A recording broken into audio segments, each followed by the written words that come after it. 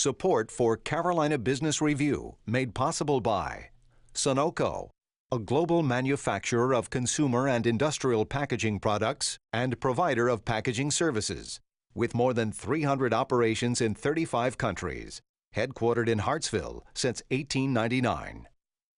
And by Business North Carolina Magazine. There's a place for those who subscribe to the theory that business doesn't have to be boring.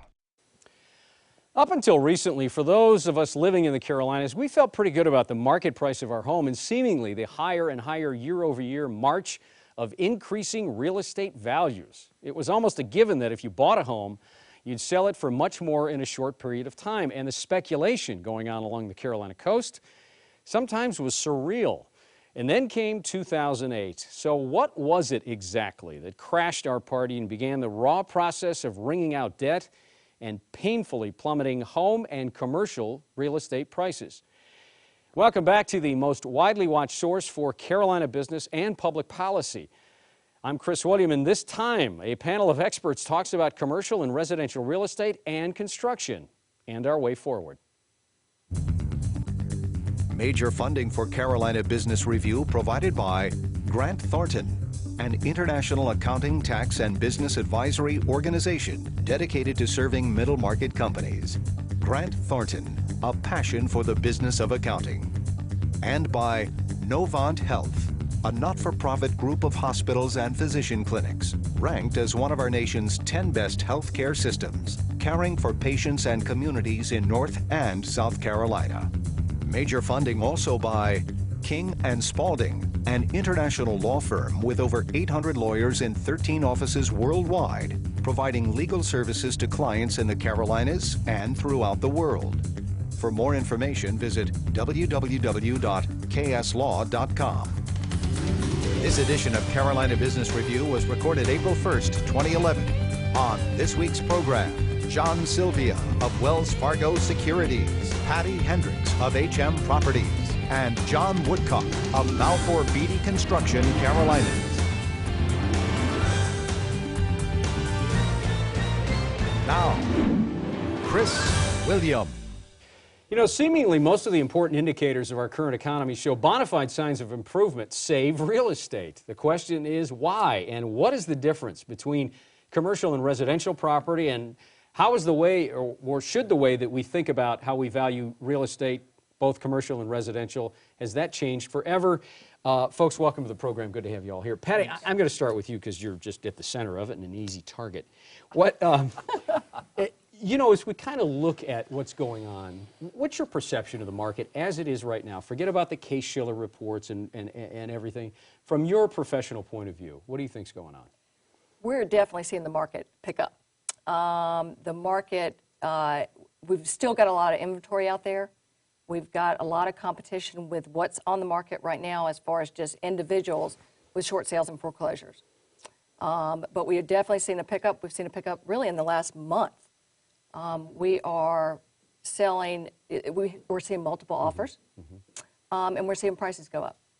Even though we still got problems with the foreclosures and short sales, which also go into problems with appraisals. So when the Case-Shiller report comes out, and that's turned into kind of the gold standard for pricing, right, nationally, at least, when Case-Shiller comes out and says that home prices are still dropping, you don't buy it? They are somewhat. It's a little bit of a mix. Yeah. It also depends on the product. You know, if I've got a product out there that is really unique and that somebody actually wants that property and is willing to pay for it, and again with the multiple offers, if you get multiple offers, then price continues to go up. But we've got a lot of people out there right now who are just digging. We've got several investors who are picking up all of these. In fact, there were two recently that I tried to bid on in the last few days, and they were foreclosures, and there were 3 offers on them. So just to build up on Patty's point, the Case-Shiller picks up all kinds of mortgages, not just a normal conforming mortgage. So you're picking up a lot of truly subprime lending done in lots of different areas in the Charlotte and the South Carolina, Columbia, Hickory, Raleigh area. And when you're looking at perhaps Patty's market, it's much more of a mainstream kind of housing market. So the case-shell overstates the weakness in housing because it's picking up so much of the subprime lending. Smoky, let's bring you in here about, let's talk about the commercial space in much of the same way. You know, you've been I think it's fair to say, a successful suburban developer. So talk about the perceptions that you have for the commercial space, both in suburban markets, housing, not housing, but office markets, and also the center city type of markets like Charlotte. Well, there's a tremendous amount of I guess what a lot of people would call shadow space. There's sublease space. There's a lot of vacant space, and I think the thing that's happening is that the margins for the developer are decreasing, which so far has worked because the interest rates have been so low. But you start to take these interest rates up, which I think is certainly going to happen, and you're going to see some different things that are going to have to happen, and all of them might not be good. So to bring you into it, John, I'm assuming when you bid on projects now, as a again, fair to say, one of this country's, certainly the Carolinas' largest construction firms, margins are pretty tight on the projects now, aren't they? Absolutely. I mean, we've seen through the last couple of years a significant depression in fees and margins. That's driven by competition that's still in the market and fewer projects to pursue, whether they're negotiated projects or they're bid projects. So when you hear Smoky talk about it works for now, but when rates start to rise, the compression in margins is going to be even harder, and it's going to be even tougher to make a dollar. How do you feel? How do you come down on that? Well, we're optimistic about a recovery. We're seeing signs in the commercial construction market that are positive. Not a lot of them, but some of them, and most of them are in the private sector. For instance? Corporate office space, either being developed by private developers, such as Smoky's firms, or corporate headquarters companies. We see that recovery continuing over the course of the next couple of years and really pulling us out of this decline.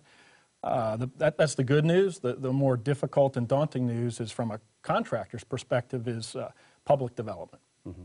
Construction of public assets, either funded by the state, North, South Carolina, or the municipal entities like the counties. There's just tremendous pressure due to declining tax bases from property values that have declined, unemployment, and therefore the ability to fund those projects through new debt issues is, it's going to be some time before there's a recovery there. John, I would bring you into this. Sure. The Federal Reserve recently, in one of their latest beige book announcements, it noted the difference between commercial real estate and residential real estate. And they said commercial had come back a lot quicker than residential seemingly was. And an official at the Fed told me that they believe that because they think there were less artificial stimuli on the commercial space, and they let the are you laughing because you agree or don't? I agree. But yes. let me, I'll finish the thought. Yes. They thought there was less artificial stimuli on the commercial space, and it was allowed a free fall after 2008 than residential. How do you come down?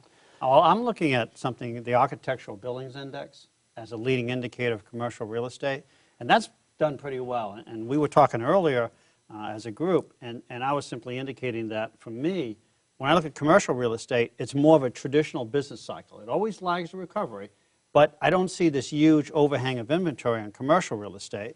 And I think residential was a lot of very, very unusual lending going on in a short period of time. Which encouraged overbuilding? Which encouraged overbuilding and putting people into properties that ultimately they couldn't afford. So I think that's one of the challenges. And I certainly agree with John's point in terms of the fundamentals.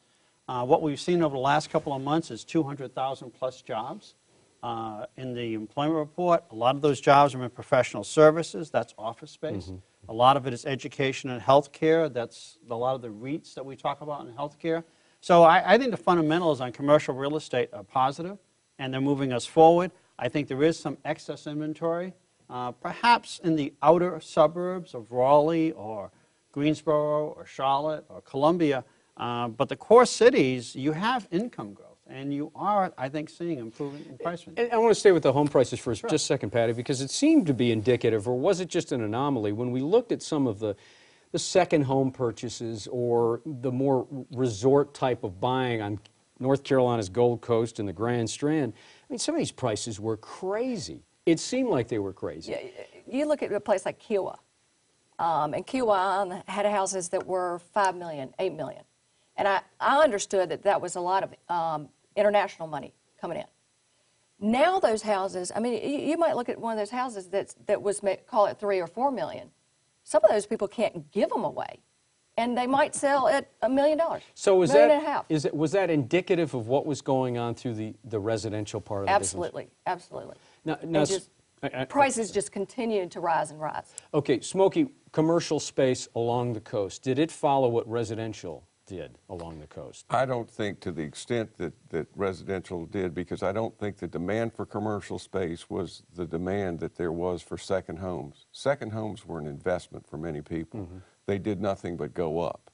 And as Patty has told you, that is not the case today, and they've come down about as fast as they've gone up.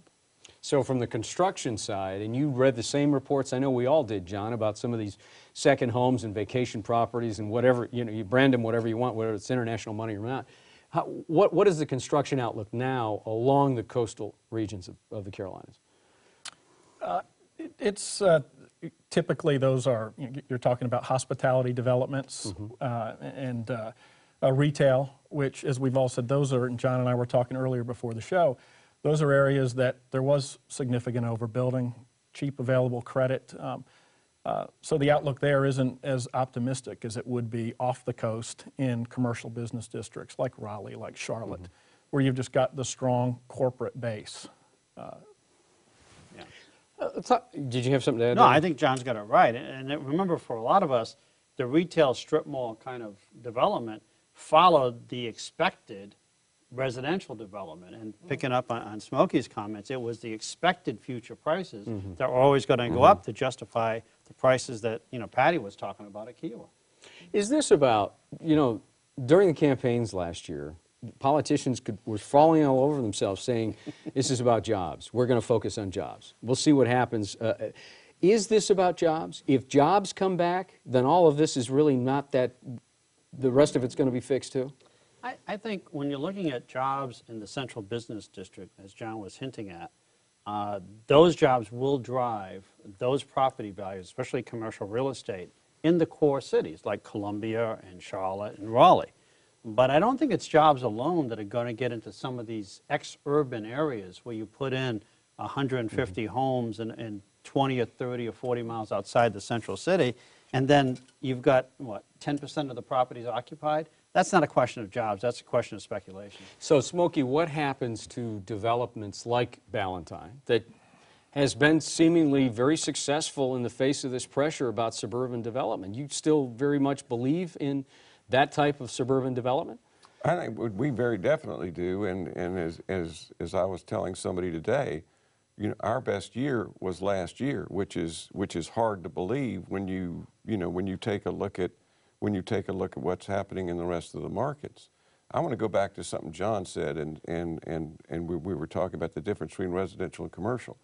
I think in residential there has been a cathartic in terms of Patty talking about foreclosures, et cetera, that hasn't happened in commercial yet.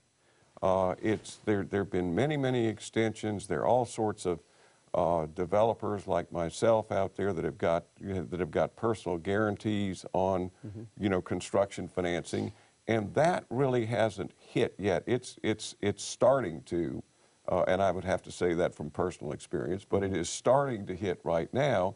And I think that there are too many people that thought, or too many people in finance that thought that this market was going to come back, and so they stayed out there with their borrowers. And now I think that the regulators are coming in and saying, you've got to do something about this. And we're seeing a tremendously different set of bankers than we have seen in the past. So let me understand it this way. So you think the pain has not been as acute as it can be in the commercial space yet? I think that's very definitely. And I think there's a tremendous amount of money on the sidelines. And that money is sophisticated money, but it's not sophisticated in real estate. It's sophisticated money, and it thinks that real estate is going to hit bottom and they're going to put that money in the market. It hasn't come into the marketplace yet, but it's standing on the sidelines. How does some of this ring with you, John? Well, it's interesting. I can point to a couple of examples, not here in the Carolinas, but in other markets that our company works in. And I can think of a couple of projects, for example, large commercial developments that we stopped in, 10, 20% into construction because that particular developer either ran out of money or the lenders put a stop to the project. The facilities weren't leasing up, and the horizon looked grim, so we stopped construction. One in particular, that particular developer struggled for 18 months to find new financing. Eventually, as Smoky was pointing out, I think that the existing lenders and investors were hoping that those new leases would get signed, that they could get the project going. It didn't happen, and the lenders negotiated a deal with that developer. That developer is out of that project now, and new money has come in. Is that a good sign? I think it's, at least in that particular market, maybe that's they're starting to see, okay, it has hit bottom. This is the best time to invest in this project. Would you agree with Smoky's assessment about there has not been enough pain yet in the CRE space? Versus what's going on in residential real estate. I'm going to give you a chance here. I think when you put it that way, I don't think when you compare it to residential, I would agree with that. I mean, I think those of us that are around that marketplace would say there's been plenty of pain, but not when you compare perhaps to the residential space. But relative. Has there been plenty of pain? Oh, yes. I feel like the last 2 years have been incredibly Does cathartic crippling. say what it is? Does cathartic say what it is? It has been cathartic, and I think that one of the things that happened within last year was that most of the builders went out of business. So the foreclosures that we were having in the short sales struck the builders first.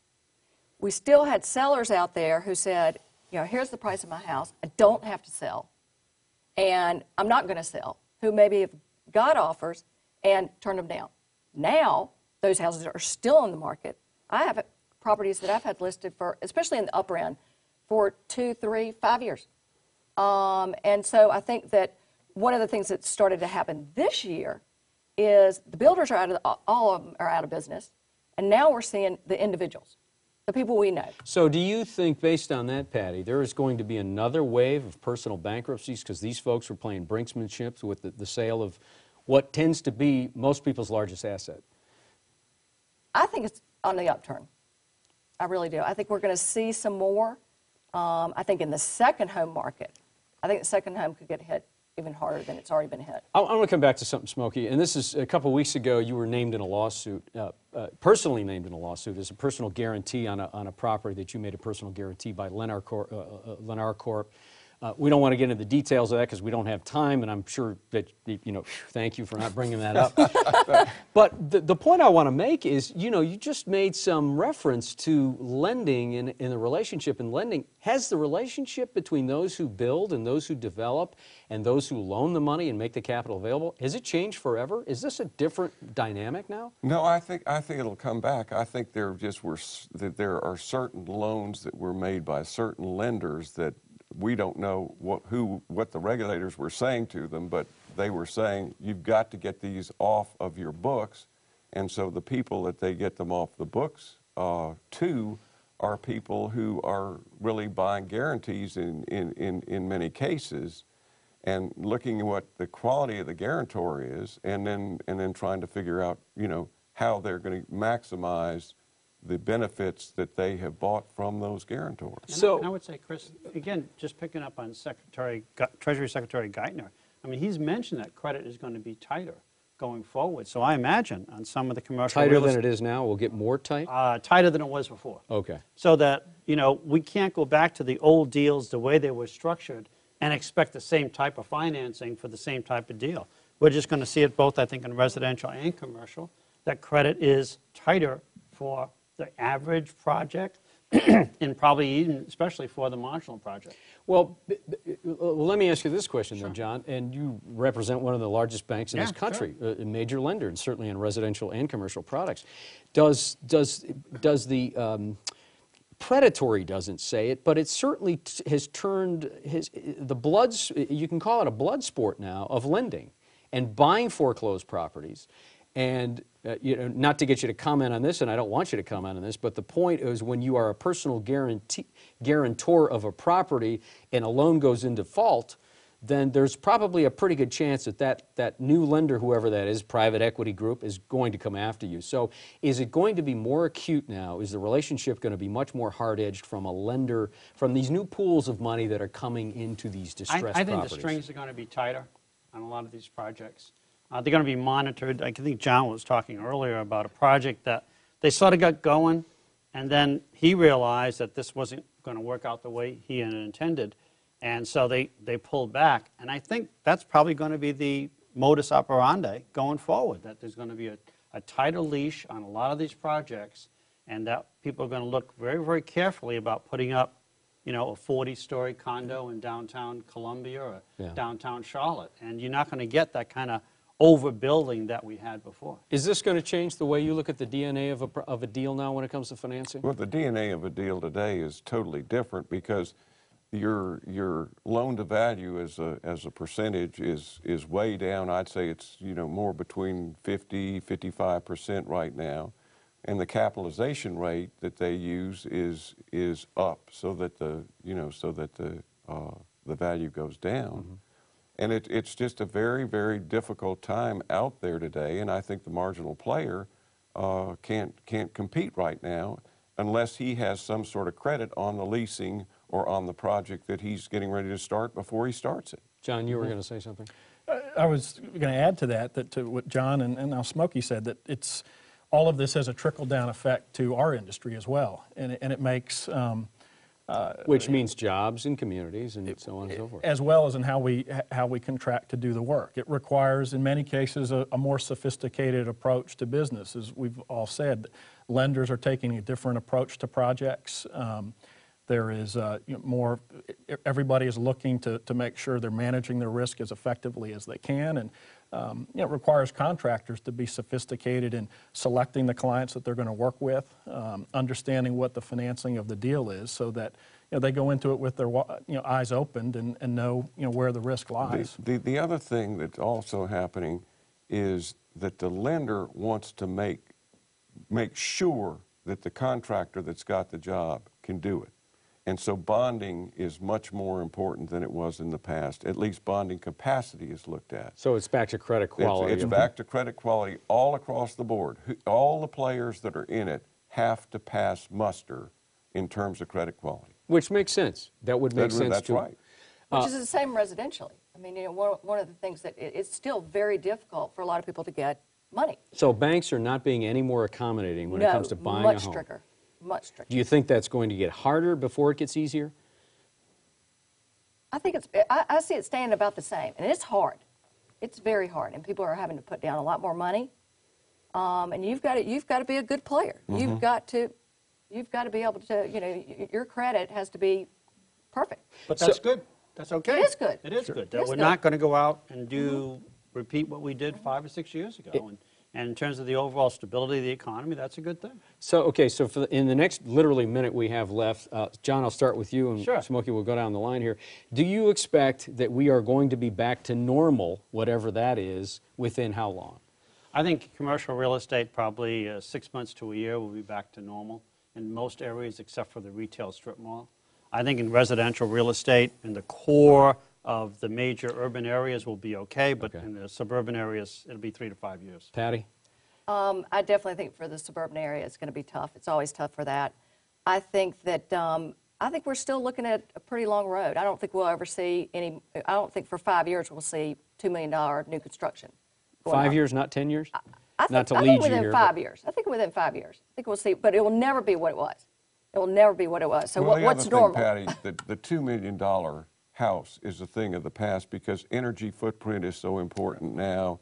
Good point. And, carbon neutrality is what we all strive for. I mean, the big McMansion's gone. Right. 15 seconds. Better in how long? In normal? Private sector better in 12 to 24 months. Public sector 24 to 36 months. Well said. Thank you all for being on the program. It's encouraging, kind of, sort of, but thank you for your frank comments. Thank you for watching our program. As always, if you have a comment, you'd like to watch a program, go to carolinabusinessreview.com. Good night.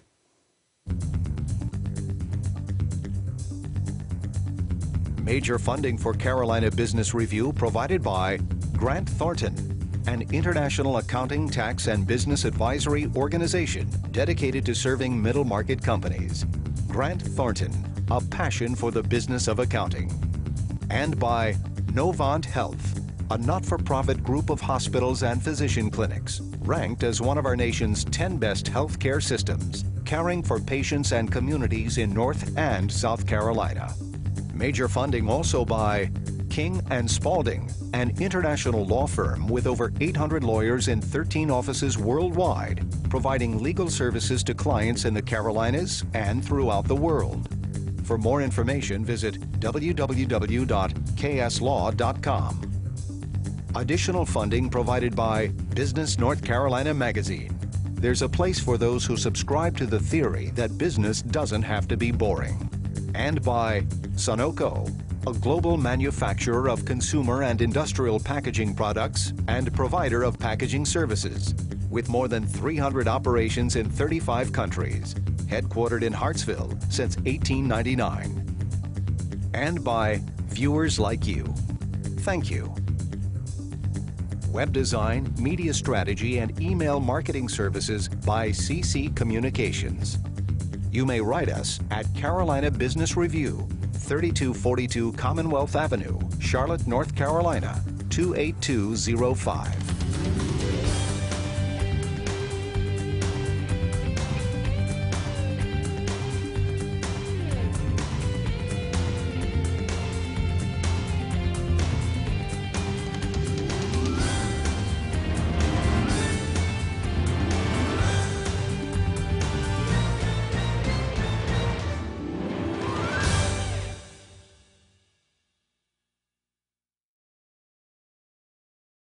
Not taking a risk anymore, period.